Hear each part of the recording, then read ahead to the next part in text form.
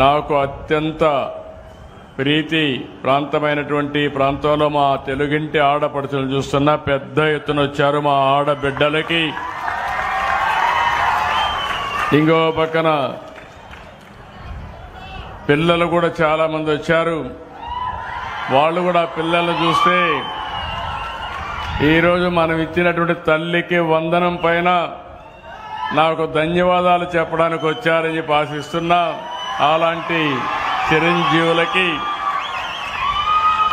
ఇంకో పక్కన సోదరులందరికీ యువత ఎప్పుడు కూడా సమాజానికి ఎంతో అవసరం. అలాంటి యువ సోదరులు చూస్తే నాకు ఒక ధైర్యం. తప్పకుండా తొందరలోనే 1 ఫ్యామిలీ 1 ఎంటర్‌ప్రెన్యూర్ మీ ద్వారానే సాధ్యం. అది సాధిస్తామని మరొకసారి యువతకంతా హామీ ఇస్తున్నా. ఈరోజే నేను రాజంపేటలో ఉన్నాను, కే బొయ్యపల్లిలో ఉన్నా. 30 సంవత్సరాల కంటే క్రితం ఇదే రోజున నేను ఆ రోజు ముఖ్యమంత్రిగా ప్రమాణ స్వీకారం చేశాను. అది తలుచుకున్నప్పుడు ఒక్కోసారి గర్వకారణం. అదే రోజున ఈరోజు ఇక్కడికి వచ్చినప్పుడు నేను 2 కార్యక్రమాలకు అటెండ్ అయ్యాను. ఒకటి పింఛన్లు నేరుగా ఇచ్చే కార్యక్రమం ఏ విధంగా జరుగుతుందో చూడడానికి ఈరోజే ఒక మహిళ కిడ్నీ ఫెయిల్ అయింది, లేయలేదు. భర్త ఒక ఆటో డ్రైవర్, ఆవిడ్ని రోజంతా మంచానికే పరిమితం అవుతుంది. ఆవిడికి భోజనం చేసి పెట్టాలి, స్నానం చేయించాలి.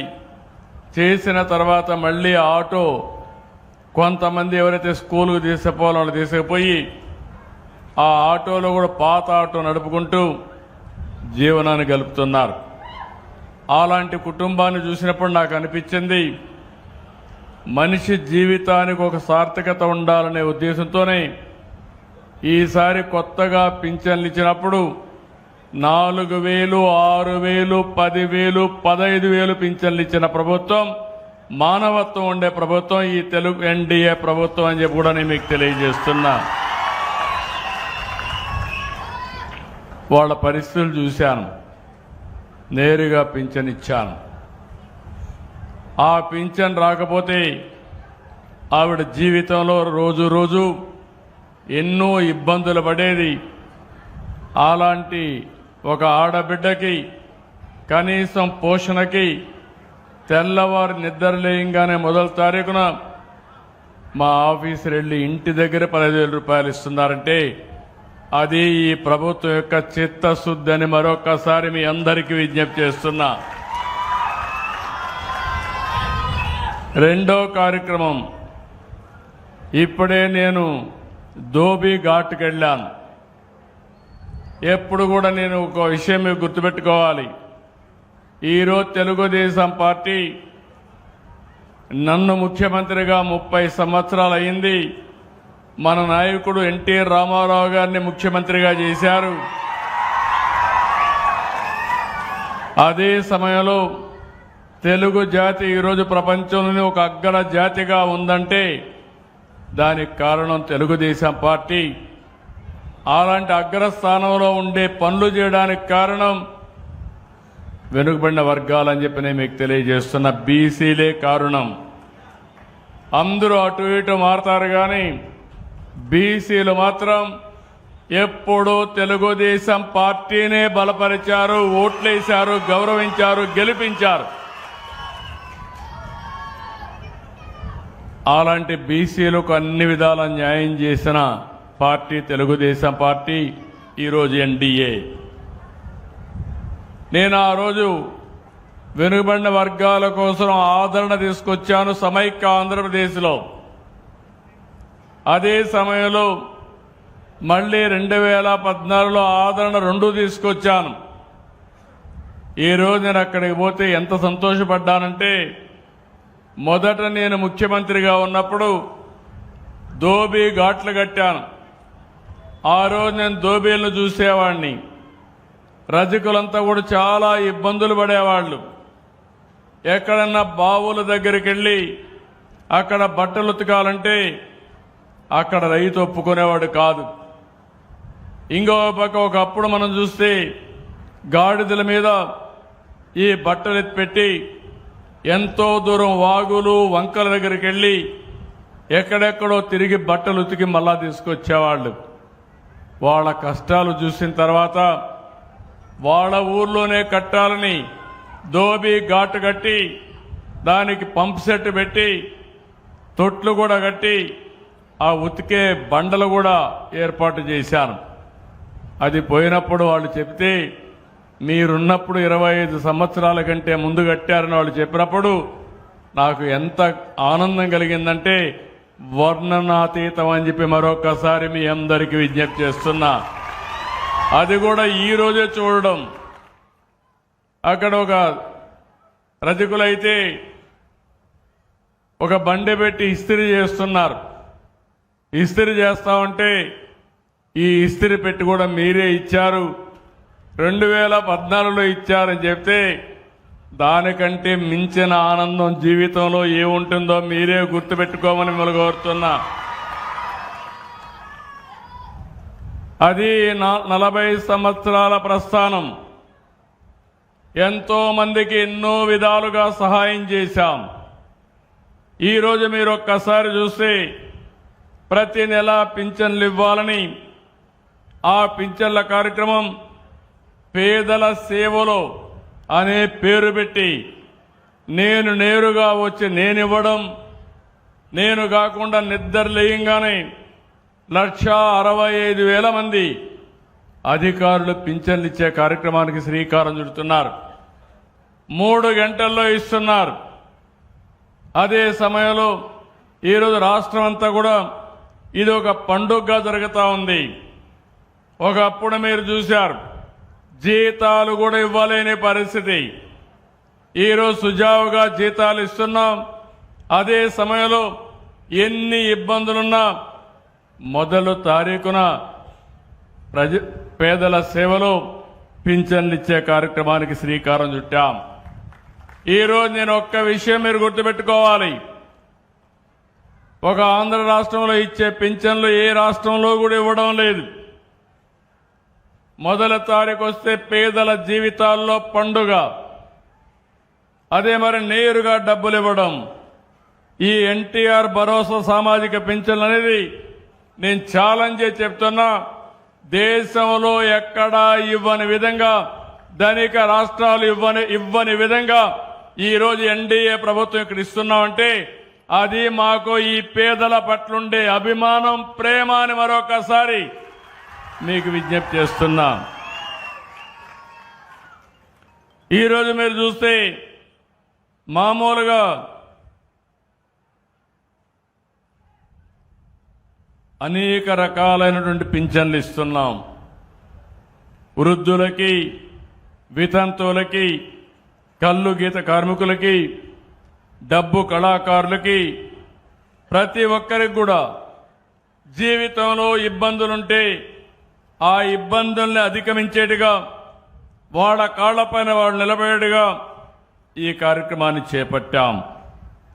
ఈ 15 నెలల్లో 42,000 కోట్ల రూపాయలు ఒక పింఛన్ కార్యక్రమం కింద సూపర్ 6లు ఇచ్చామంటే అది ఈ ప్రభుత్వం ఈ పేదవాళ్ళకు అందించిన కానుకని చెప్పి కూడా నేను మీకు తెలియజేస్తున్నా. ఈ రోజున 63,61,380 మందికి ఇస్తున్నాం. ఒకే రోజున 2,747 కోట్లు ఇస్తున్నాం. నేను ఒకటే ఆలోచించాను, పింఛన్ అనేది దానం కాదు, ధర్మం కాదు, బాధ్యత. మీ గౌరవాన్ని పెంచే విధంగా మీ ఇంటికొచ్చి మీకు నేరుగా పింఛన్ అందించి మీకు కూడా గౌరవంగా అందించే విధంగా అధికార యంత్రాంగాన్ని తీర్చిదిద్దానని చెప్పి కూడా నేను మీకు తెలియజేస్తున్నా. మీ అందరికీ ఒకసారి గుర్తుపెట్టుకోవాలి, నేను సీఎం అయి 30 సంవత్సరాలైంది. ఈ పింఛన్ ప్రారంభమై 40 సంవత్సరాల పైన అయింది. మొట్టమొదటిసారిగా ఈ పింఛన్ ఎప్పుడు ప్రారంభించారంటే మన నాయకుడు నందమూరి తారక రామారావు గారు 1983లో 30 రూపాయలతో ప్రారంభించాడు. మీరు కూడా ఒక విషయం గుర్తుపెట్టుకోవాలి. ఎప్పుడైనా మనం అన్నం తింటామంటే ఒకసారి తలుచుకుంటాం. దానికి కారణం జీవితాంతం ఇబ్బందులు లేకుండా ఉండాలని మనం ఆలోచించుకొని చేస్తాం. అలాంటిది ఈరోజు మీకు 6,000, 10,000, 4,000, 15,000 వస్తుందంటే ఒక్కసారి ఈ పింఛన్ ఇచ్చేవాళ్ళని కూడా మీరు తలుచుకుంటే ఇంకా ఎక్కువ పింఛన్ రావడమే కాకుండా మీ జీవితాల్లో వెలుగులు వస్తాయని మరొక్కసారి మీ అందరికీ విజ్ఞప్తి చేస్తున్నా. ఆ 30 రూపాయల్ని 95లో నేను ముఖ్యమంత్రి 30 సంవత్సరాల్లో ఆ రోజు మొదటిసారి ముఖ్యమంత్రి అయినప్పుడు 75 రూపాయలు చేశాను.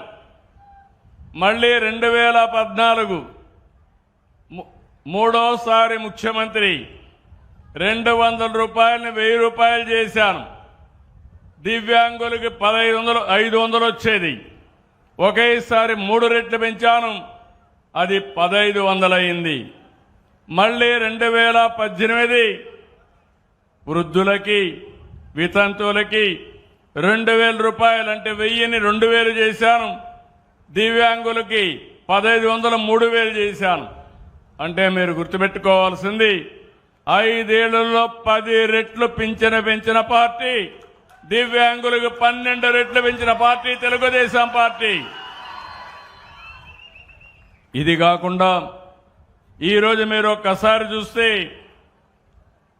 ఒకేసారి దివ్యాంగులకు ఇచ్చే పింఛనే కాకుండా ఇంకో పక్కన పెద్ద ఎత్తున 6 నెలల్లో దివ్యాంగులకైతే మొత్తం 5,500 రూపాయలు పెంచాం. పెంచిన పింఛను ఈరోజు మనం ఇస్తున్నాం. ఈరోజు నేను ఒక విషయం మీ అందరికీ విజ్ఞప్తి చేస్తున్నా. 8,10,10,182 మంది దివ్యాంగులకు పింఛన్లు ఇస్తున్నాం.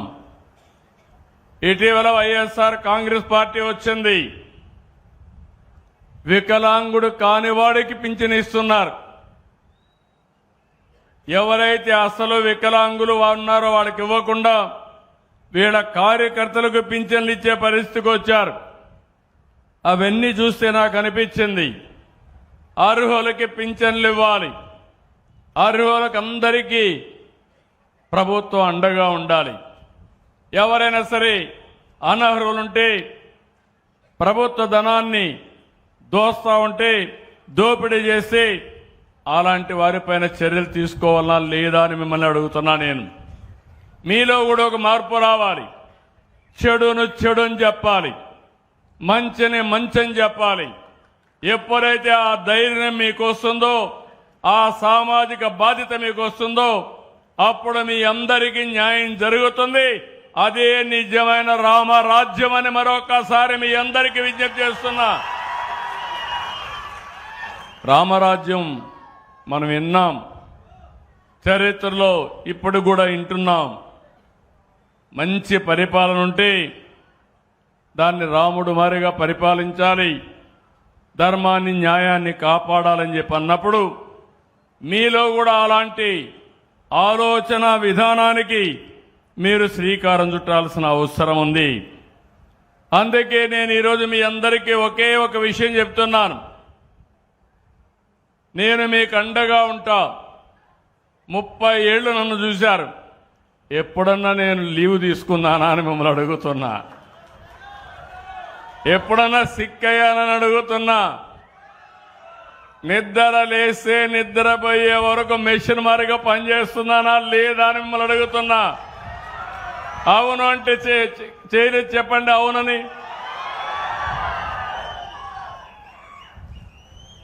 నాకు ఎంతో పైన నేను కష్టపడాలి. నా ద్వారా ప్రభుత్వ యంత్రాంగాన్ని పనిచేయించాలి, అభివృద్ధి చేయాలి, ఆదాయం పెంచాలి. పెంచిన ఆదాయం మళ్లీ మీకు సంక్షేమ కార్యక్రమాలు ఇవ్వాలి, మీ పిల్లల్ని బాగా చదివించాలి, ఉపాధి అవకాశాలు కల్పించాలి, మీ భవిష్యత్తు బాగుండాలని చెప్పి ఆలోచించాను. మొన్నటి వరకు వితంతువులకు పింఛన్లు ఇచ్చేవాళ్ళు కాదు, భర్త చనిపోతే పింఛన్ లేదు, ఎన్నో ఇబ్బందులు పడ్డారు. ఈరోజు నేను వచ్చిన తర్వాత ఒకటే చెప్పాను, భర్త చనిపోతే ఆ నెల నుంచి ఆయన భార్యకు పింఛనిచ్చే విధానం, వితంతు పింఛనిచ్చే విధానాన్ని తీసుకొచ్చామని చెప్పి కూడా నేను మీకు తెలియజేస్తున్నా. ఈ నెలలో మీరు చూస్తే 3,14,7,872 మందికి వితంతు పింఛన్లు కొత్తగా ఇచ్చాం. ఒకప్పుడు కానీ ఒక నెలలో కానీ తీసుకోకపోతే రెండో నెల ఎగ్గొట్టేవాళ్ళు. నేను ఇప్పుడు చెప్పాను, ఒక నెల పోతే నెక్స్ట్ మంత్ ఇస్తాం. ఇలాంటిది ఈ ఒక్క నెలలో 1,20,187 మందికి 101 కోట్లు మీకు ఇచ్చాను. అది మీ మీద ఉండే నాకు ప్రేమ. ఓసారి పేదవాడు ఇంటి దగ్గర ఉండకపోతే ఒక నెల తీసుకోరు, బంధువులు ఇంటికి పోతారు, అలాంటప్పుడు ఎగ్గొట్టే పరిస్థితి రాకూడదని ఇచ్చాను. రెండో నెల 2 నెలలు తీసుకోకపోయినా 3వ నెల మళ్ళా ఇచ్చాం. అలాంటి వాళ్ళు 3 నెలల్లో ఈ నెలలో 11,986 మందికి ఇచ్చాను. ఇదొక 15 కోట్లు ఇచ్చాను. నేను కూడా మిగలబెట్టుకోవాలంటే ఈ 3 మిగలబెట్టుకుంటే దగ్గర 130 కోట్లు మిగులుతుంది. నా ఆలోచన అది కాదు, పేదవాడి జీవితంలో వెలుగు రావాలి, పేదవాడు ఎక్కడుంటే అక్కడ ఎన్డీఏ ప్రభుత్వం ఉండాలనే ఉద్దేశంతోనే ఇవన్నీ నేను ఇస్తున్నా. నేను అందుకే మిమ్మల్ని అందరినీ ఒకే విషయం అడుగుతున్నా. ఇప్పుడే మిత్రులు అడిగారు, నేను కష్టపడేది ఒక దానికే. మొట్టమొదటిసారిగా ఇదే రోజున ఈ ఊర్లో ఒక చరిత్ర నాకెప్పుడూ జ్ఞాపకం ఉంటుంది. 30 సంవత్సరాల ముందు సెప్టెంబర్ 1వ తారీఖున నేను ప్రమాణ స్వీకారం చేసి ఆ రోజున ఈ గ్రామానికి రావడం, కే బొయ్యపల్లికి రావడం నా జీవితంలో మరిచిపోలేని సంఘటన. నా జీవితాంతం గుర్తుపెట్టుకుంటానని మీ అందరికీ విజ్ఞప్తి చేస్తున్నా.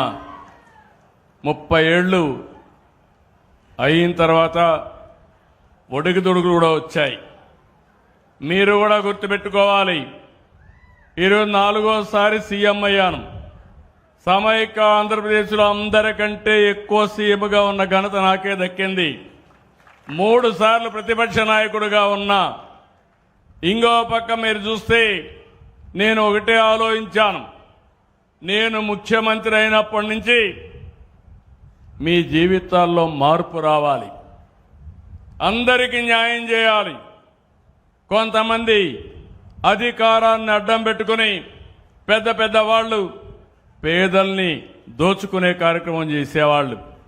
నేను అందుకే ఒకే విషయం ఆలోచించాను, అభివృద్ధి జరగాలి, ఆదాయం పెంచాలి, సంక్షేమ కార్యక్రమాలు ఇవ్వాలి, పెంచుకుంటూనే ఉండాలి. దీనికి ఆర్థిక సంస్కరణలు అవసరమని ఆర్థిక సంస్కరణలు తీసుకొచ్చాం. ఈరోజు మిత్రులు చెప్పారు, ఈరోజు రాయలసీమను మీరు చూస్తే రాళ్ల సీమగా మారిపోతుందనుకున్న రాయలసీమ ఈరోజు గ్యారంటీగా చెప్తున్నా, రాళ్ల సీమగా మారదు, రతనాల సీమ చేసే బాధ్యత నాదని మరొక్కసారి హామీ ఇస్తున్నా. ఈ విధంగా చేస్తాను కూడా చెప్తాను. ఇంకో పక్క రాయలసీమలో సాగునీటి ప్రాజెక్టులకు ప్రాధాన్యత ఇచ్చాం. రాష్ట్రం మొత్తం ఇన్ఫ్రాస్ట్రక్చర్ రిఫార్మ్స్ తీసుకొచ్చాం. రోడ్ల మీద, ఎయిర్పోర్ట్ల మీద, రైల్వేలు కానీ ఒకప్పుడు కరెంటు లేని పరిస్థితి నుంచి ఇప్పుడు మీ ఇంటి మీదనే రూఫ్ టాప్ పవర్ తయారు చేసే పరిస్థితికి వచ్చాం, సోలార్ తయారు చేసే పరిస్థితికి వచ్చామంటే అందులో కూడా మనమే అగ్రస్థానంలో ఉన్నాం. ఇప్పుడే అడిగారు మిత్రులు, 30 సంవత్సరాల్లో నాకు ఒక తృప్తి, సంపద సృష్టించడం చేతనైతే సంక్షేమ కార్యక్రమాలు ఇస్తాం. గడిచిన ప్రభుత్వం 5 ఏళ్లలో అప్పులు తీసుకొచ్చి మొత్తం సంక్షేమం అని ప్రజల్ని మోసం చేసే పరిస్థితికి వచ్చారు. నేను అడుగుతున్నా మిమ్మల్ని అందరినీ ఒకే విషయం, ఏ కుటుంబం అయినా అప్పులు చేసి బాగుపడ్డారా? మీరే చెప్పమంటున్నాను. బాగుపడ్డారా తల్లి అని అడుగుతున్నా మిమ్మల్ని. అప్పు చేసి పప్పు కూడా తింటే ఏమవుతుంది? చెప్పే మిగులుతుంది. అవునా కాదా? కానీ ఆదాయాన్ని పెంచి అభివృద్ధి చేసి అందులో పేదవాళ్ళని ఆదుకుని మళ్ళీ అభివృద్ధి చేసి ఎప్పటికప్పుడు పేదవాళ్ళని ఆదుకునే విధానానికి నేను శ్రీకారం చుట్టాను. హైదరాబాద్లో నేను ఐటీ అంటే అందరూ ఎగతాళి చేశారు. హైటెక్ సిటీ అంటే ఎగతాళి చేశారు. ఈరోజు మీరు చూస్తే నేను ప్రారంభించిన ఐటీ ప్రపంచంలోనే తెలుగు వారు ఎక్కడున్నా హైయెస్ట్ పర్ క్యాపిటల్ ఇన్కమ్ తెస్తున్నారంటే అది నాకు ఆనందం. ఒకే ఒక నిర్ణయం, ఆ రోజు మీ అందరి ఇంటింటికి ఒక ఐటీ ప్రొఫెషనల్ కావాలని చెప్పాను. చదివించమన్నాను. పిల్లలకు డబ్బులు కాదు కావాల్సింది, సంస్కారాన్ని ఇవ్వండి, చదువునిప్పించండి. మీ పిల్లలు వందల వేల కోట్ల రూపాయలు సంపాదిస్తారని చెప్పాను. ఈరోజు ప్రపంచంలో ఏ దేశానికైనా వెళ్ళండి, మంచి పాష్ లొకాలిటీకి వెళ్తే అక్కడ గట్టిగా తెలుగులో మీరు మాట్లాడితే ఒక కేక వేస్తే 100 మంది గ్యాదర్ అయ్యే పరిస్థితికి వచ్చారు. అంటే తెలుగువాడు ఈరోజు ప్రపంచం మొత్తం అన్ని దేశాలకు వెళ్లే పరిస్థితికి వచ్చారు. హైదరాబాద్ నగరం ఉంది, 30 ఏళ్లు ఈరోజు ఒక విశ్వనగరంగా తయారయ్యే పరిస్థితి వచ్చింది. ఆ రోజు ఒక విజన్ చేశాం, ఆ రోజు ఒక ప్రాధాన్యత ఇచ్చాం, సైబరాబాద్కి నాంది పలికాం. ఈరోజు హైదరాబాద్లో ఇవన్నీ కూడా పనిచేసి బాగా ముందుకు పోయే పరిస్థితికి వచ్చారు. నేను ఆ రోజు ఆడబిడ్డల కోసం డాక్రా సంఘాలు పెట్టాను. ఏం తల్లి జ్ఞాపకం ఉందా మీ అందరికీ? అప్పుడప్పుడు మర్చిపోతూ ఉంటారు. మళ్ళా కష్టాలు కొని తెచ్చుకుంటాం. ఇంకో పక్క వైకుంఠ పాడ ఆడతాం, పైకి ఎక్కడం, మళ్ళా కిందికి పడడం, మళ్ళా నేను అభివృద్ధి చేయడం, ఇంకొకటి వచ్చి చెడగొట్టడం. ఈసారి మాత్రం అది జరగడానికి వీలు లేదు.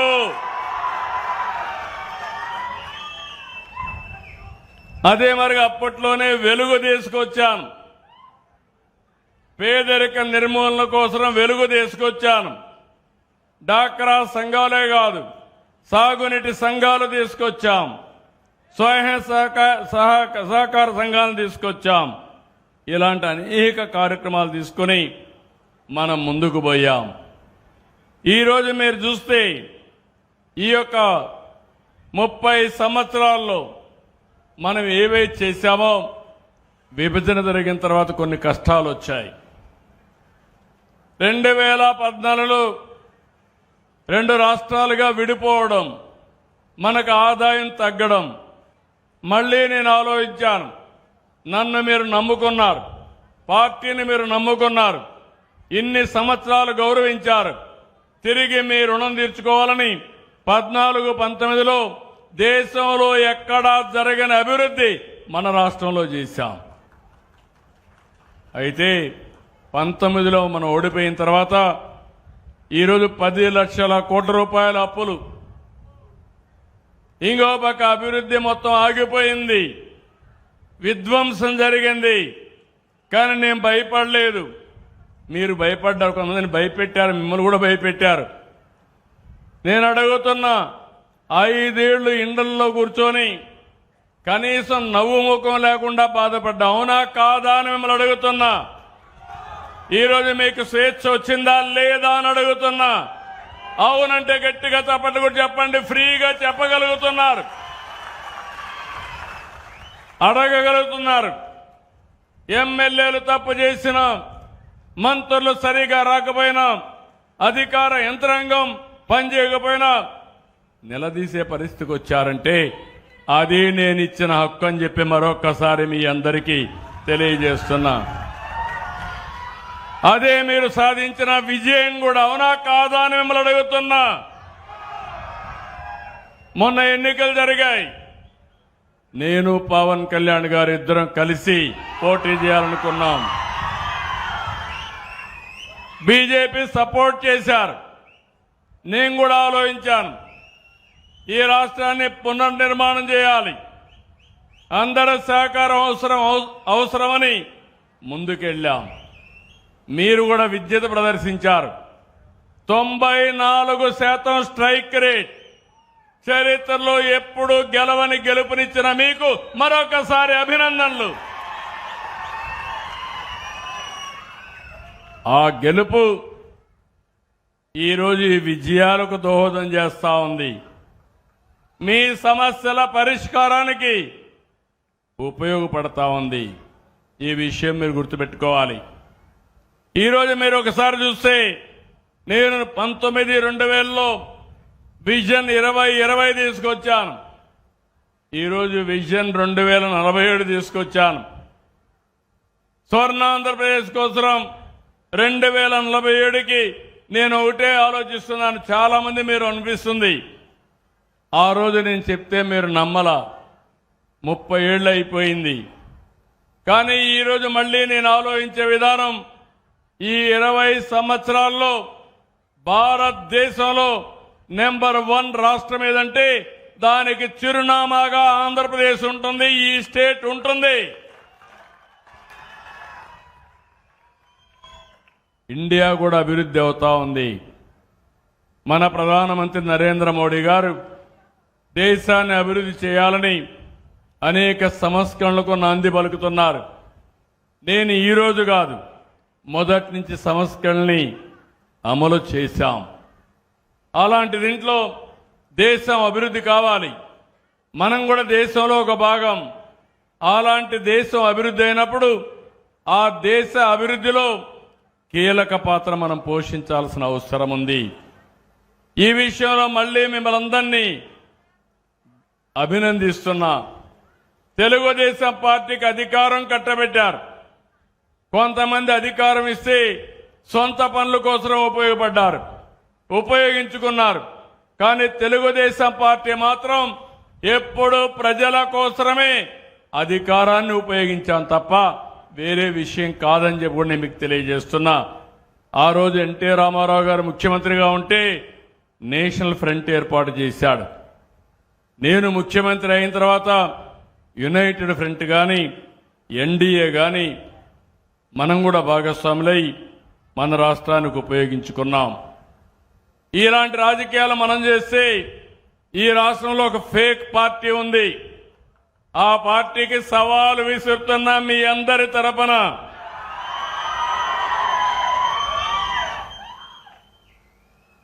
ఇప్పుడంతా కూడా బ్లూ మీడియా ఉంది. అవినీతితో ఒక పేపర్ పెట్టుకున్నారు, ఒక టీవీని పెట్టారు, అన్ని తప్పులే. మనం అవునంటే అడ్డంగా కాదంటారు. పేదవాడికి పింఛన్ ఇవ్వాలంటే నువ్వు చెప్పావు కాబట్టి ఇవ్వకూడదంటారు. మనం పోలవరం కడితే పోలవరాన్ని కూల్చేస్తారు. మనం అమరావతి ప్రజా రాజధాని అమరావతి ఉండాలని మనం ఆకాంక్షిస్తే ఈ అమరావతి ఎడారిని చేస్తామని ఎడారి చేస్తారు. మనం రోడ్లేస్తే రోడ్లన్నీ గుంతలు పెడతారు. అవునా కాదా అని అడుగుతున్నా. అలాంటి పార్టీకి నేను ఇచ్చే సవాల్ ఏంటంటే, మొన్నన్నారు సిద్ధం సిద్ధం అని ఎగిరిపడ్డారు. సూటిగా అడుగుతున్నా, అసెంబ్లీకి సిద్ధమా? 11 మంది ఉన్నారు. అసెంబ్లీకి రండి. ఎవరిది విధ్వంసమో, ఎవరిది అభివృద్ధో, ఎవరికి సంక్షేమ కార్యక్రమాలు చేసే సత్తా ఉందో చర్చించడానికి నేను సిద్ధంగా ఉన్నా.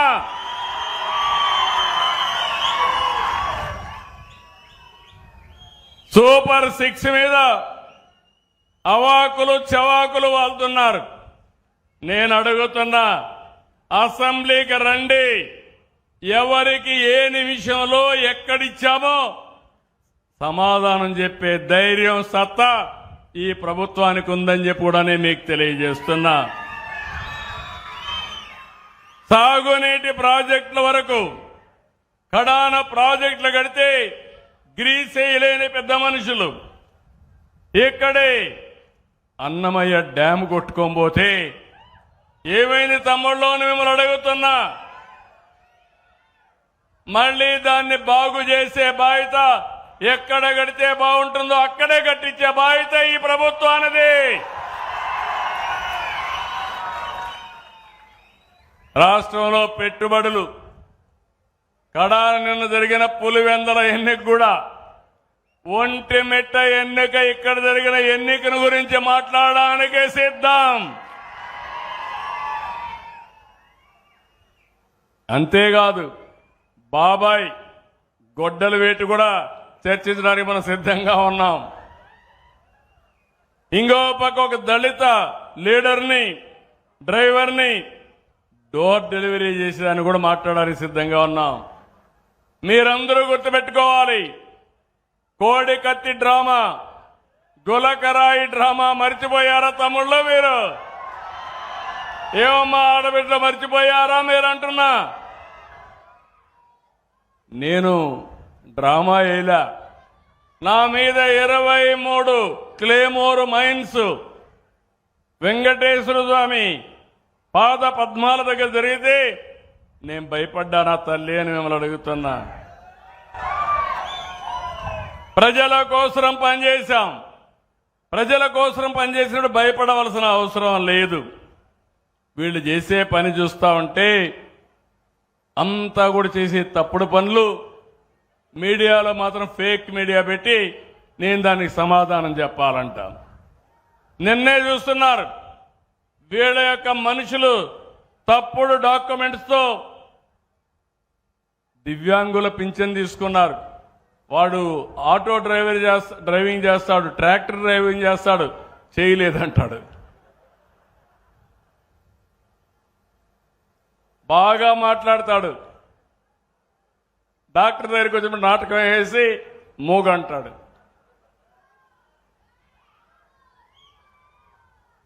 అలాంటి పార్టీ ఇది. చేతులుండే వాళ్ళకి వికలాంగులు పింఛను కావాలి, చేతులు లేవని మూగ బాగా మాట్లాడేవాడు మూగ అని డెమ్ అండ్ డెఫ్ అని పింఛన్లు తీసుకుని ప్రజల్ని మోసం చేయాలనుకుంటున్నారు. నేను ఒకటే చెప్తున్నా, ఈ నెలలో అందరికీ పింఛన్లు ఇచ్చాను. కానీ మీరు కూడా ఆలోచించండి, నాకు సోషల్ ఆడిట్ జరగాలి. ప్రజల సమక్షంలోనే అనర్హులుంటే ఇతను అనర్హుడు, తీసుకోవడానికి అర్హత లేదని చెప్పే ధైర్యం మీ అందరికీ రావాలి. చేస్తారా లేదా? నేను ఎవ్వరికి అన్యాయం చేయను, అర్హులందరికీ ఇస్తా. ఒకవేళ అర్హులు కానీ ఎవరన్నా ఇగ్నోర్ చేసినా రాజకీయ కారణాలతో నేను ఆమోదించను.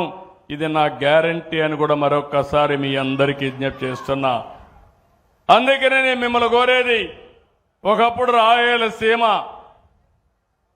ఎక్కడ చూసినా ఫ్యాక్షన్లు, కడప జిల్లా ఒకప్పుడు చూశారు, అవునా? జ్ఞాపకం తల్లే మీకు? ముఠాకర్షలు జ్ఞాపకం ఉన్నాయి తమిళ్లో? రక్తం పారిన విషయం గుర్తుందా మీకు? ఆ రక్తం పారించిన ఈ రాయలసీమలో నీళ్లు బారించే సత్తా తెలుగుదేశం పార్టీకి ఎన్డీఏకుంది.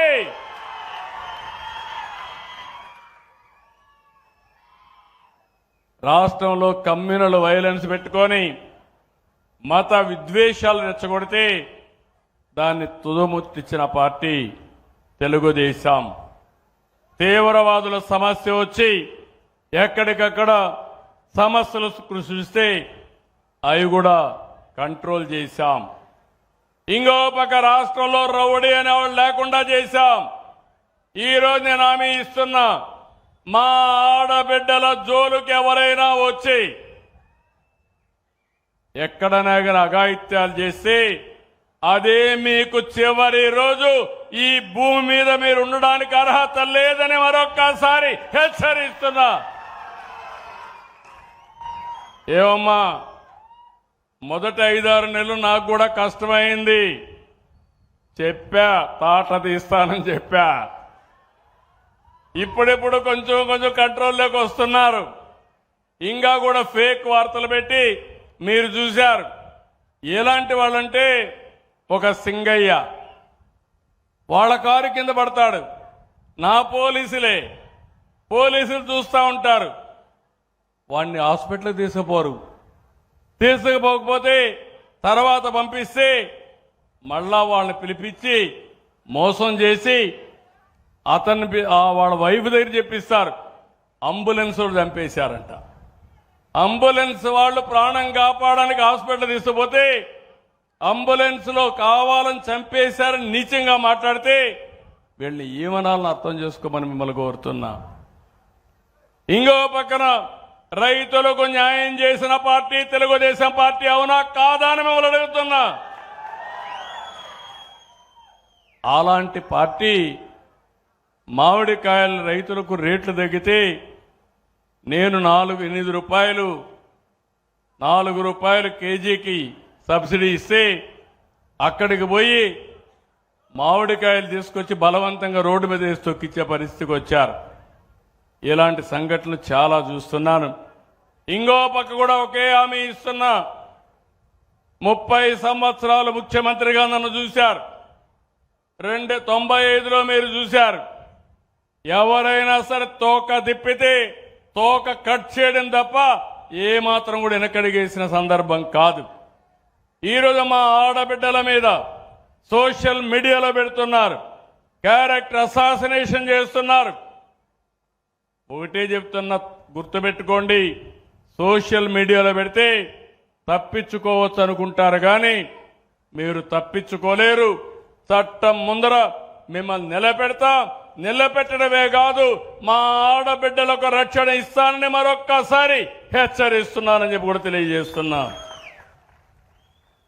ఇంకొక పక్క ఇక్కడికి వచ్చినప్పుడు రాయలసీమ నేను ముందే చెప్పాను, నీళ్లు తీసుకొస్తా. నిన్నే కుప్పానికి తీసుకెళ్ళాం. ఈ రాబోయే సంవత్సరం అంద్రి నీవా చిత్తూరు వరకు వెళ్తుంది. మదనపల్లి నుంచి రాయిచోటుకు వస్తుంది, వాయిల్పాడుకు వస్తుంది, పీలేరుకు వస్తుంది. అక్కడి నుంచి చిత్తూరు వరకు తీసుకెళ్తాం. అదే సమయంలో రాబోయే సంవత్సరం నగరి గాలేరు కడప వరకు వస్తుంది.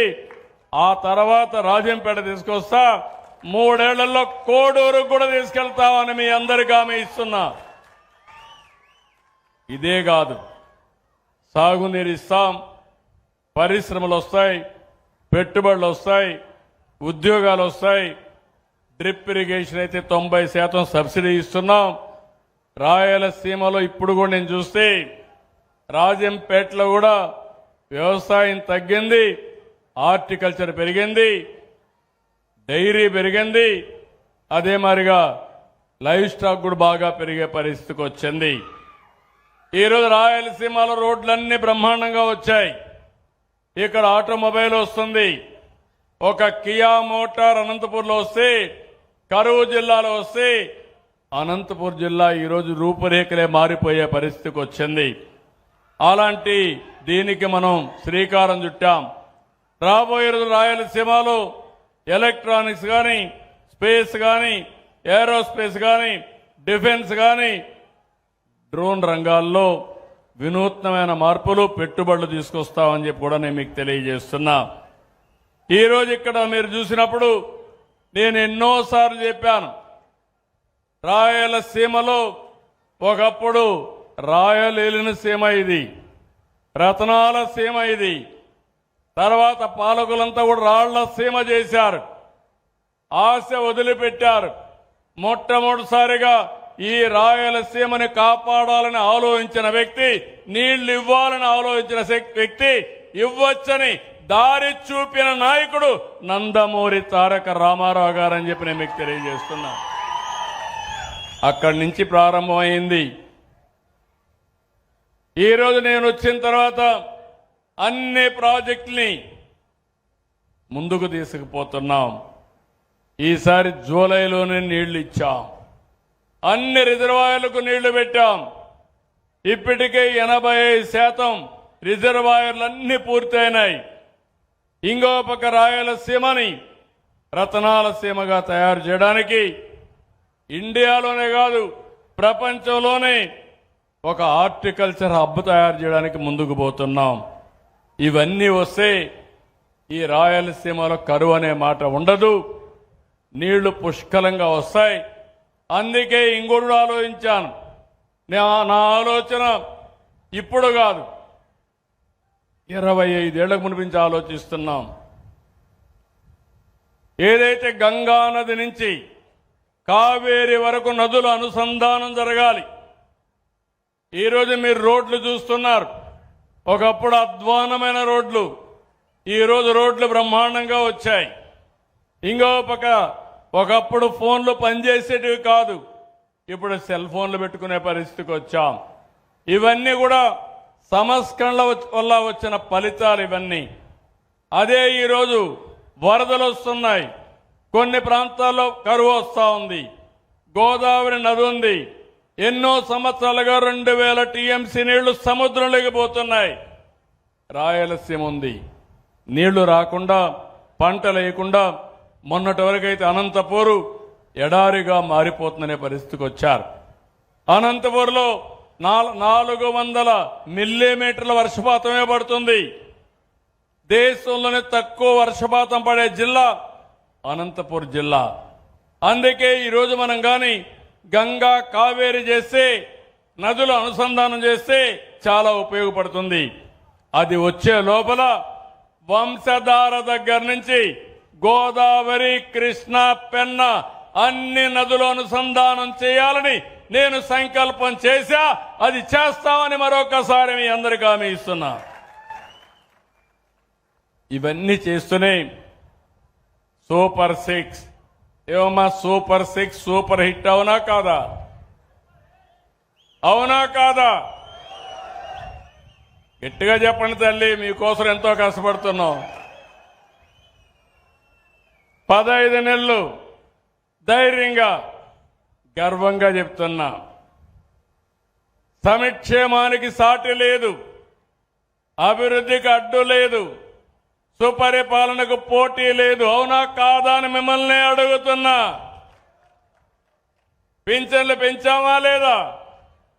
చెప్పిన ప్రకారం ఇచ్చామా లేదా? అన్నదాత సుఖీభవ ఇచ్చామా లేదా? తమ్ముళ్ళు మీరు చెప్పండి. ఏమమ్మా, తల్లికి వందనం ఎంతమంది పిల్లలుంటే ఇచ్చామా లేదా అని అడుగుతున్నా.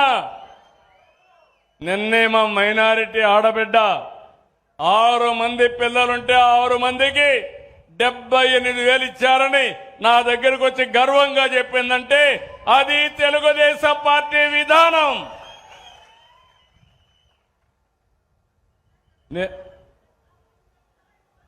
ఏమా, నలుగురమ్మా, 4 ఆడబిడ్డలు మా తల్లికి 60,000 అంటే 8,000 తగ్గించి 52,000 ఇచ్చాం. అవునా తల్లి? 52,000 ఇచ్చాం మా ఆడబిడ్డకి.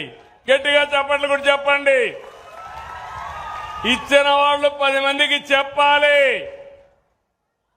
చెప్పినప్పుడు 10 మంది 100 మంది అవుతారు.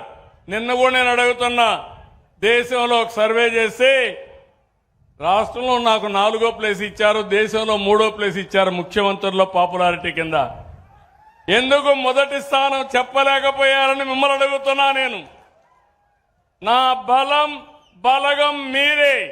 మీరు నన్ను ఆశీర్వదించండి, కొండనైనా సరే బద్దలు చేసే శక్తి మాకు వస్తుంది. కష్టపడతాం, సంపద సృష్టిస్తాం, పెంచిన సంపద తిరిగి మళ్ళా మీకే పంచుతానని కూడా మరొకసారి హామీ ఇస్తున్నా. ఇది నిరంతరం మనం చేసుకోవాల్సిన అవసరం ఉంది. అన్నా క్యాంటీన్లు పెట్టామా లేదా? ఏమ్మా, దీపం ఇచ్చామా లేదా? దీపం పెట్టామా లేదా? మీకు ఎవరిచ్చారు దీపం? మొదట నేనే కదా. మళ్ళీ ఇప్పుడు 3 సిలిండర్లు వస్తున్నాయా లేదా మీకు? అన్నింటికంటే ముఖ్యంగా మా ఆడబిడ్డలు స్త్రీశక్తి జల్సగా ఆర్టీసీ బస్ ఎక్కితే ఎవరిని అడిగే పని లేకుండా ఎక్కడికి పోవాలన్నా పోయి ఇంటికి వచ్చే పరిస్థితి. అవునా కాదా? మీరు అవసరమైతే తల్లి దగ్గరికి పోవాలంటే మీరు పోయి చూసి రావచ్చు, మీ కూతురు దగ్గరికి పోవాలంటే తల్లులు చూడొచ్చు. పెద్దవాళ్ళందరూ కొంచెం కావాలి తిరగాలంటే రాష్ట్రం మొత్తం ఒక 20 రోజులు ప్రోగ్రాం పెట్టుకొని అన్ని పుణ్యక్షేత్రాలు తిరిగి అదే సమయంలో అన్నా క్యాంటీన్లో దేవాలయాల్లో భోజనం కూడా పెడుతున్నాం. అవునా కాదా? 21 దేవాలయాల్లో అన్నదానం కూడా ప్రవేశపెట్టి అన్నదానాన్ని కూడా పెట్టాం. నేను రాబోయే రోజుల్లో మా ఆడబిడ్డలు స్త్రీ శక్తి ఏంటో ప్రపంచానికి చూపిస్తాను.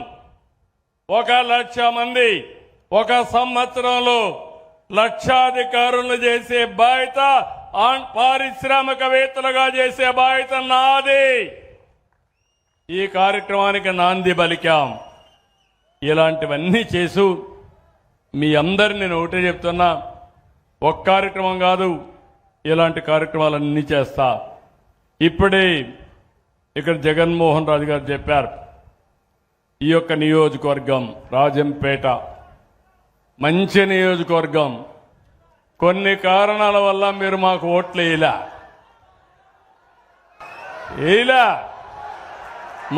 మొన్న గెలవలేదు కదా. అదేనయ్యా జిల్లా అంటున్నావు, జిల్లా కావాలి. బట్ మోసం చేసే వాళ్ళకి ఓటేసిరి. ఇప్పుడు నాకు న్యాయం చేయమంటే ఓట్లు వేసే వాళ్ళకి ఏం చెప్పాలి? నేను వాళ్ళకేం చెప్పగలుగుతామన్నా? అన్నీ ఉంటాయి. మీరు కూడా ఎవరైనా సరే అభ్యర్థి ముఖ్యం కాదు, పార్టీ ముఖ్యం. నేను ఈరోజు మీరు చూస్తే 164 మంది తెలుగుదేశం, జనసేన, బీజేపీ ఎమ్మెల్యేలు ఉన్నారంటే దానికి కారణం అభ్యర్థులు చూడాల, పార్టీని చూశారు. నేను కూడా హామీ ఇస్తున్నా, పార్టీలుగా కంట్రోల్ చేస్తాం, ప్రజలకు న్యాయం చేసే బాధ్యత మేము తీసుకుంటామని కూడా మీ అందరికీ హామీ ఇస్తున్నాను. ఇంకో పక్కన రాజంపేటల అభివృద్ధి, ఒంటిమిట్ట శ్రీరాముడు ఆలయాన్ని నేనే ఆ రోజు తీసుకొని ప్రతి ఏటా ఘనంగా నవమిని జరపాలని మనం ముందుకెళ్ళాం. తిరుమల తిరుపతి దేవస్థానం దీన్ని దత్తత తీసుకున్నారు. అంత మునుపు మీరు చూస్తే భద్రాచలంలో అభివృద్ధి చేశాం. అది తెలంగాణకు వెళ్ళిన తర్వాత దీన్ని మనం అభివృద్ధి చేసే పరిస్థితికి వచ్చాం. ఇంకో పక్క ఇక్కడంతా కూడా ఈ జిల్లాల్ని డివైడ్ చేయాలన్నప్పుడు కొన్ని ఇబ్బందులు కూడా ఉన్నాయి. అవన్నీ ఏ విధంగా చేయాలనో చేయడం కోసం అన్ని కూడా ఎక్సర్సైజ్ చేస్తామని చెప్పి కూడా నేను మీకు తెలియజేస్తూ, ఇప్పుడే ఇక్కడ మెడికల్ కాలేజ్ కావాలని ఎమ్మెల్యే గారు అడిగారు. దాన్ని ఏ విధంగా చేయాలనో అవి కూడా వర్కౌట్ చేస్తాం.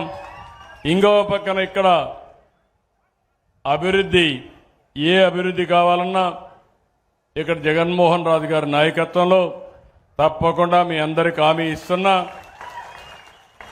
ఇక్కడ మన పార్టీ ఎమ్మెల్యేలు లేరని మీరు అధైర్యపడవలసిన అవసరం లేదు, ఎంపీ లేరని అధైర్యపడాల్సిన అవసరం లేదు. రాజకీయాలు వేరు, అభివృద్ధి వేరు. ఈ నియోజకవర్గాన్ని కూడా అభివృద్ధి చేసే బాధ్యత ఈ ప్రభుత్వం తీసుకుంటామని చాలా స్పష్టంగా మీ అందరికీ హామీ ఇస్తున్నా. ఈ శుభ సందర్భంలో 30 సంవత్సరాల తర్వాత నేను ఒకటే మిమ్మల్ని అందరినీ కోరుతున్నా, ప్రతిరోజు నాకు వెంకటేశ్వర స్వామి మా ఇంటి దైవం. ఎందుకంటే నేను వెంకటేశ్వర స్వామి ఆ సైడ్ మంగాపురం సైడ్ అయితే మా ఇల్లు నిద్రలేసి చూస్తే ఆ సైడ్ నుంచి నామాలు కనపడొస్తుంది. మంగాపురం సైడ్ అది చూస్తూ బ్రతికిన వాడిని, ఎప్పుడు కూడా భక్తిభావంతో ఉన్నవాడిని. ఓసారి హిందువులందరూ కూడా వెంకటేశ్వర స్వామిని మిగిలిన దేవుడిని నమ్ముతారు. అదే మరి ముస్లిమ్స్ అంతా అల్లాహ్ని నమ్ముతాం, క్రిస్టియన్స్ అంతా యేసు ప్రభువుని ప్రార్థిస్తాం. కానీ అందరూ దేవుళ్ళు చెప్పింది ఒకటి, సమాజానికి మంచి చేయమని. నేను ప్రతిరోజు ఒకటే కోరుకుంటా, నిద్ర లేసినప్పుడు ఒక్క నిమిషం ఆలోచిస్తాను. రెడీ అయిన తర్వాత పూజ రూమ్లోకి వెళ్ళి మనమందరం స్వర్గం విన్నారా? నరకం విన్నారు. అంటే ఏంటి? మంచి చేస్తే స్వర్గానికి పోతారు, పునర్జన్మ ఉండదు. అవునా కాదా? తప్పు చేస్తే ఎక్కడికి పోతారు? నరకానికి పోతారు. అక్కడ ఏం చేస్తాడు యమధర్మరాజు? సలసలగాలి ఆయిల్లో వేసి కాల్చే పరిస్థితులు అవునా కాదా? అంటే మీకు అన్ని మతాలు ఇవి ఉన్నాయి. అయితే నేను మిమ్మల్ని కోరేదంటే, స్వర్గం అంటే మనందరం ఆలోచించేది ఆనందంగా ఉంటాం, సమస్యలు తక్కువ ఉంటాయని. నేను అదే కోరుకుంటా దేవుణ్ణి. ఆ స్వర్గంలో దేవతలు ఉంటారంటారు. దేవేంద్రుడు రాజధాని అమరావతి, ప్రజా రాజధాని మా అమరావతి. మా ప్రజలకు కూడా ఇబ్బందులు లేకుండా చేసే వ్యవస్థ కోసం నన్ను ఆశీర్వదించమని భగవంతుడిని కోరతానని చెప్పి కూడా నేను మీకు తెలియజేస్తున్నా. అందుకే మీరందరూ చూస్తే ఈరోజు మీకు సంక్షేమాన్ని ఇస్తున్నాం, అభివృద్ధి చేస్తున్నాం. అదే మాదిరిగా ఆర్టీసీ బస్సుల్లో ఉచితంగా ప్రయాణ సౌకర్యం ఏర్పాటు చేస్తున్నాం. ఇది కాకుండా మీరు ఒకసారి చూస్తే కొత్తగా మీరు ఏ ఆఫీసుకు పోయే పని లేకుండా 700 సర్వీసులు ఆన్లైన్లో పెట్టి వాట్సాప్ గవర్నెన్స్లో మీకు ఇస్తున్నా. అంటే ₹1 అవినీతి లేకుండా, ఎవరి దయాదాక్షిణాలు లేకుండా నేరుగా అన్ని పనులు చేయాలని టెక్నాలజీ కూడా ఉపయోగించి తద్వారా ఈరోజు పింఛన్ ఇచ్చాం.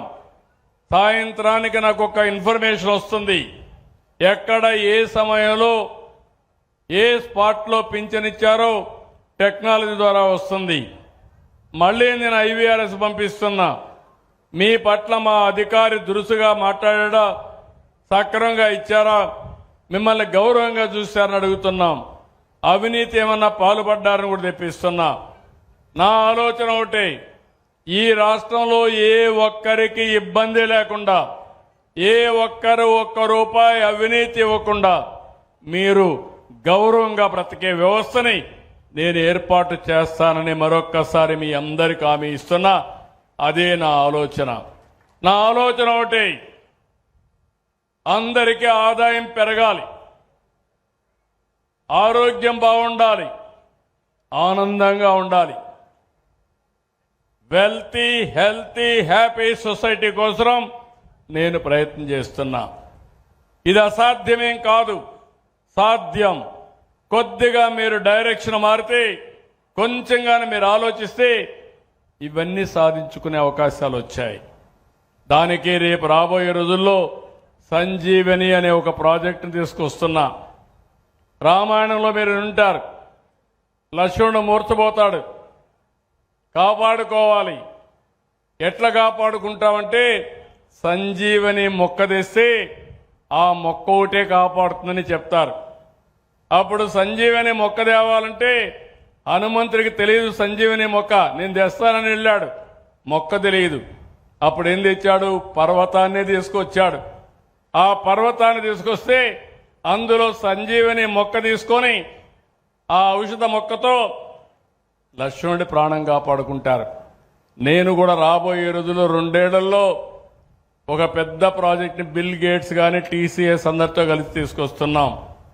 అందులో ఆ ప్రాజెక్ట్ వస్తే పేదవాళ్ళ ఆరోగ్యం, అందరి ఆరోగ్యం కాపాడే విధంగా శ్రీకారం చుడుతున్నాం. ప్రపంచంలో ఉండే నాలెడ్జ్ అంతా తీసుకొచ్చి పేదవాడి ఆరోగ్యాన్ని కాపాడడానికి ఏ మందు అవసరమో ఆ మందే ఇచ్చి మిమ్మల్ని కాపాడుకునే బాధ్యత తీసుకుంటామని కూడా తెలియజేస్తున్నా. మీలో కూడా ఆలోచన విధానం మారాలి. మన పెద్దవాళ్ళు తిండి లేనప్పుడు రాగులు తినేవాళ్ళు. మన నాయకుడు ఎన్టీ రామారావు గారు వచ్చిన తర్వాత అందరికీ రైస్ ఇప్పించాడు. ₹2 కేజీ బియ్యం పెట్టి మనం రైస్ తినడం మొదలుపెట్టాం. ఈ రైస్ వల్ల కార్బోహైడ్రేట్స్ తిని అసలు మిగిలిన ప్రోటీన్ కానీ ఇవి తినకుండా మానేసాం.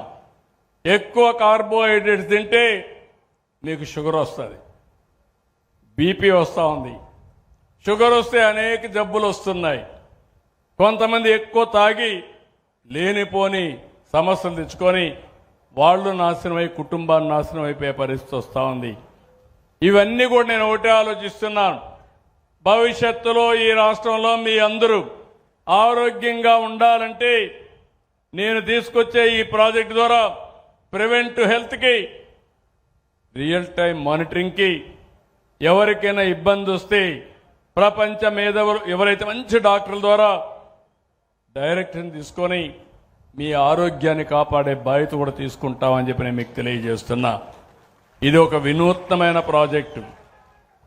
ఈరోజు సాధ్యమవుతుందంటే ఒకటే గుర్తుపెట్టుకోండి, దీనికి కారణం టెక్నాలజీ. ఇలాంటి సమయంలో ఇలాంటి ప్రాజెక్ట్ వస్తే అది నా జీవితంలో దానికంటే సాధించగలిగిన విజయం ఇంకోటి ఉండదు. ఒక పక్క సంపద సృష్టిస్తా, ఇంకో పక్క మీ ఆరోగ్యాన్ని కాపాడుతా, ఇంకో పక్క మీరు మీ కుటుంబం ఆనందంగా కూడా ఉండాలి. నేను అందుకనే ఇటీవల చెప్తున్నా, ఎక్కువ హార్డ్ వర్క్ చేయడం కాదు, స్మార్ట్ వర్క్ చేయాలి. సెల్ ఫోన్ ఉంటే చాలా అన్ని పనులు అయిపోతున్నాయి. ఈరోజు డ్రోన్స్ వచ్చాయి, సెటిలైట్ వచ్చింది. మీ పొలాల్లో సాయిల్ టెస్టింగ్ చేయాలంటే పొలానికి వచ్చి సాయిల్ తీసుకోవాల్సిన పని లేదు, భూసార పరీక్షలు అవసరం లేదు. అలాంటి కొత్త టెక్నాలజీస్ వచ్చాయి, డ్రోన్స్ వస్తున్నాయి.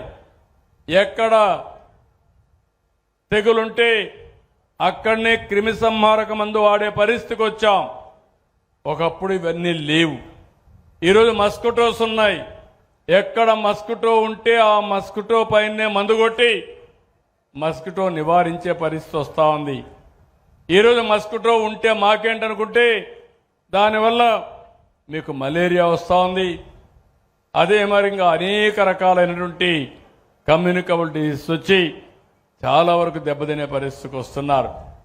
కాబట్టి డెంగ్యూ కూడా వస్తూ ఉంది. డెంగ్యూ వస్తే ప్లేట్లెట్స్ పడిపోతాయి, దానివల్ల చాలా ఇబ్బందులు వస్తాయి.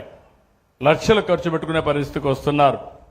ఇవన్నీ చేస్తూనే నా ఎఫర్ట్ అంతా చేస్తూ ఒక పక్క ఇంకో పక్క P4 అన్నాను. ఈ విషయం కూడా మీరు గుర్తుపెట్టుకోవాలి. P3 అనేది పబ్లిక్ ప్రైవేట్ పార్ట్నర్షిప్తో రోడ్లు వేస్తున్నాం. టెలికాం వచ్చింది, కరెంట్ ఇస్తున్నారు, కొంతమంది డబ్బులు కూడా సంపాదిస్తున్నారు. ఈరోజు సమాజంలో ఆర్థిక అసమానతలు పెరిగాయి. కొంతమంది టాప్ 10% అయితే కోటీశ్వరులు అయిపోయారు. కింద నుండే 20% అయితే 3 పూట్ల తిండి తినడానికి కష్టం వస్తే 10 రూపాయలు పెట్టి ఆరోగ్యం బాగు చేసుకోవడానికి డబ్బులు లేవు. అందుకే ఒక వినూత్నమైన కార్యక్రమం పబ్లిక్ ప్రైవేట్ పీపుల్స్ పార్ట్నర్షిప్ అనే కార్యక్రమం తీసుకుని పైనుండే 10 మంది కింద నుండే 20 మందికి అండగా ఉండే విధంగా ఒక స్ఫూర్తినివ్వాలనుకుంటున్నాం. ఒకప్పుడు ప్రజల వద్దకు పాలన తీసుకొచ్చాం, ఆ తర్వాత జన్మభూమి తీసుకొచ్చాం. ఈరోజు నేను తీసుకొచ్చే కార్యక్రమం వినూత్నమైన కార్యక్రమం, బంగారు కుటుంబం మార్గదర్శి. ఇది స్వచ్ఛందంగా ముందుకు రావాల్సిన అవసరం ఉంది. ఒక మనిషిని పుట్టిన తర్వాత ఒక బాధ్యత ఉంటుంది. నేను ఒక్కడే బాగుంటే లాభం లేదు, సమాజంలో అందరూ బాగుంటేనే ఆ సమాజం ఆనందంగా ఉంటుంది, సేఫ్గా ఉంటుంది. ఒక వ్యక్తి మాత్రం పెద్ద ప్యాలెస్ కట్టుకొని చుట్టుపక్కలంతా దొంగలుంటే ఆ వ్యక్తికి కూడా రక్షణ ఉండదు. అవునా కాదా అని మిమ్మల్ని అడుగుతున్నా. మీ ఇల్లు పెద్ద మహల్ కట్టుకొని రోడ్డంతా గుంతలు పడితే ఆ ఇంట్లో ఎంత టైం కూర్చుంటామని అడుగుతున్నా. అందుకని అలాంటి వ్యవస్థను క్రియేట్ చేద్దాం. నేను ఒకటే మీ అందరికి చెప్తున్నా, ఒకప్పుడు టెక్నాలజీ అంటే ఎగతాళి చేశారు, ఒకప్పుడు నీరంటే ఎగతాళి చేశారు, ఒకప్పుడు మా ఆడబిడ్డల తెలివితేటలంటే ఎగతాళి చేశారు.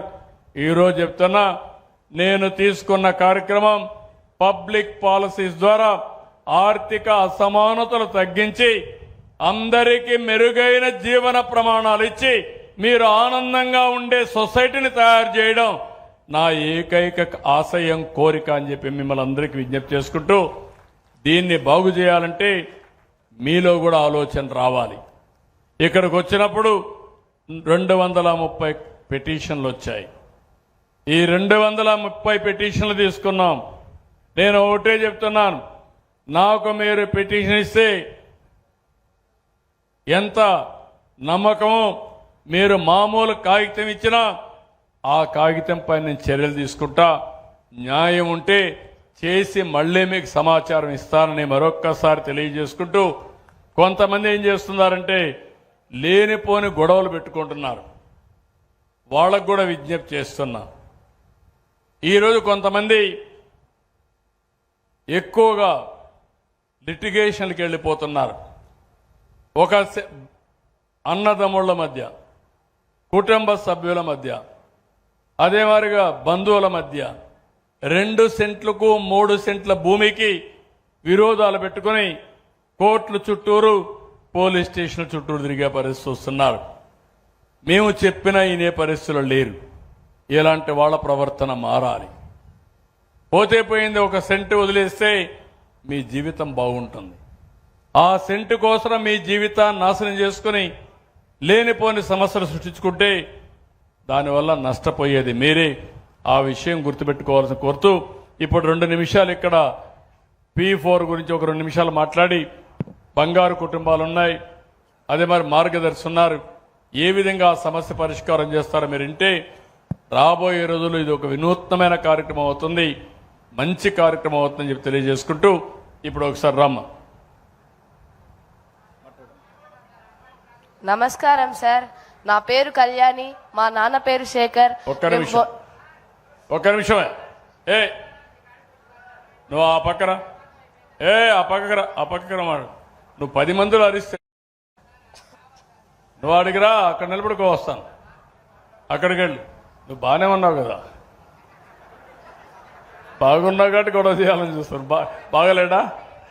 అదే అర్థమైందా? అక్కడ నువ్వు ఆ పక్కకి రా, నువ్వు రాయా, అక్కడ రామా తమ్ముడు, నేను మాట్లాడతా కదా, మాట్లాడడం. నమస్కారం సార్, నా పేరు కళ్యాణి, మా నాన్న పేరు శేఖర్. మేము బోయినపల్లి గ్రామంలో నివసిస్తున్నాము. నేను degree first year government degree కాలేజీలో చదువుతున్నాను. మా నాన్న కూలి పని చేస్తున్నారు. మా నాన్న కూలి పని చేస్తూ 3 డిగ్రీ చదివిస్తున్నారు. మా నాన్న కూలి పని చేస్తూ మమ్మల్ని స్థాయికి తీసుకుని వచ్చారు.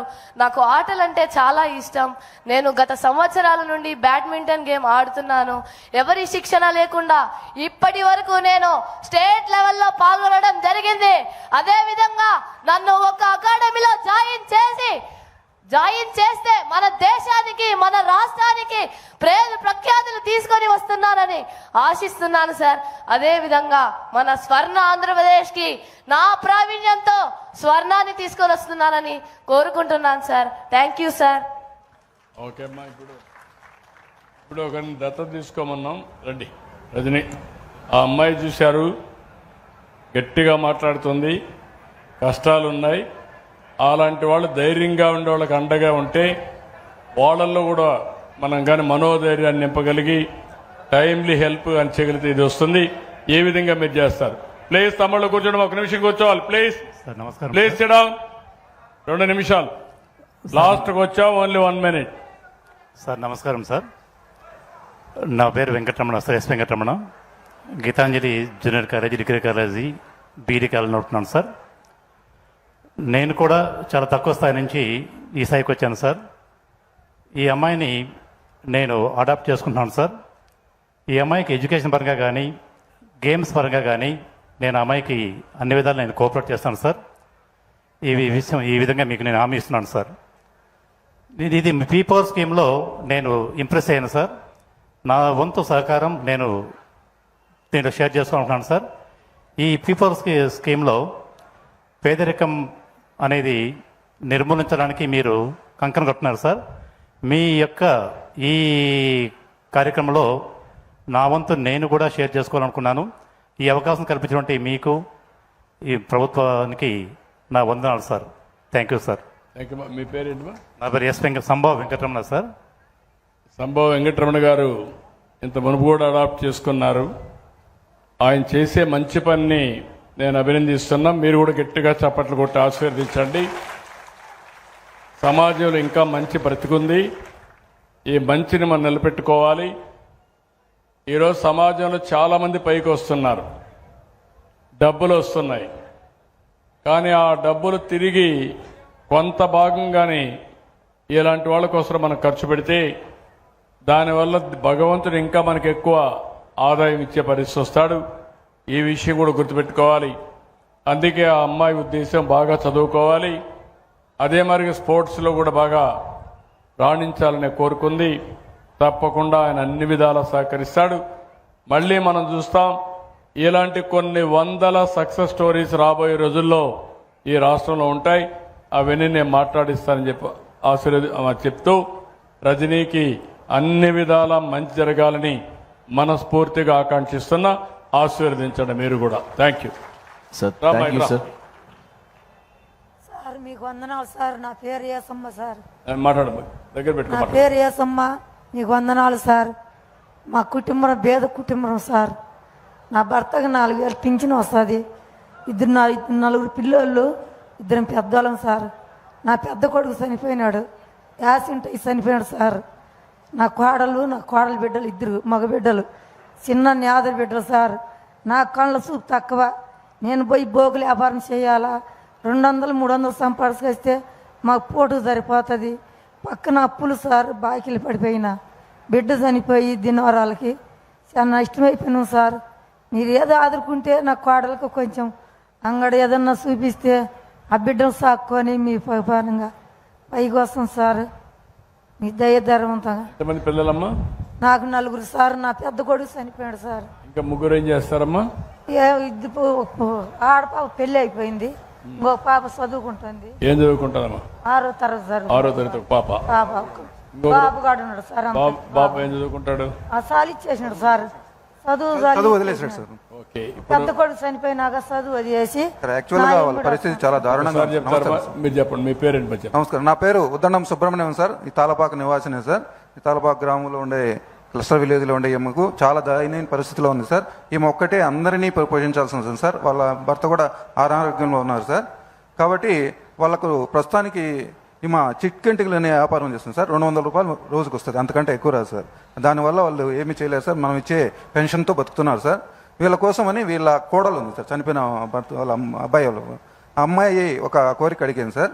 ఒక తోపుడు బండి తీసుకొని ఒక సిల్వర్ పాత్రలో అమ్ముకుంటాను, నాకు అవకాశం కల్పించండి అన్నారు సార్. అది నేను చేస్తానని మీ సభాముఖంగా మీకు హామీ ఇస్తున్నాను సార్. ఆ తర్వాత వాళ్ళ పిల్లలను చదువుల కోసం కూడా స్కూల్స్ పంపించడము, తర్వాత ఈ అబ్బాయి మానుకున్నాడు కదా స్కూల్, దాని అబ్బాయిని చేర్పించి మళ్ళీ చదువు చేర్పించడానికి నేను ఎన్ని రోజులు అయింది మానుకొని? 2 నెలలు అయిపోయింది సార్. 9 నెలలే. 2 నెలలు ఈ సంవత్సరం మళ్ళీ ఎన్నో తరగతమా? ఆ బాబు చదువులేదు సార్.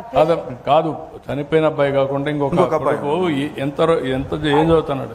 6వ తరగతి 6వ తరగతి నిలిచిపోయాడు. ఓకే.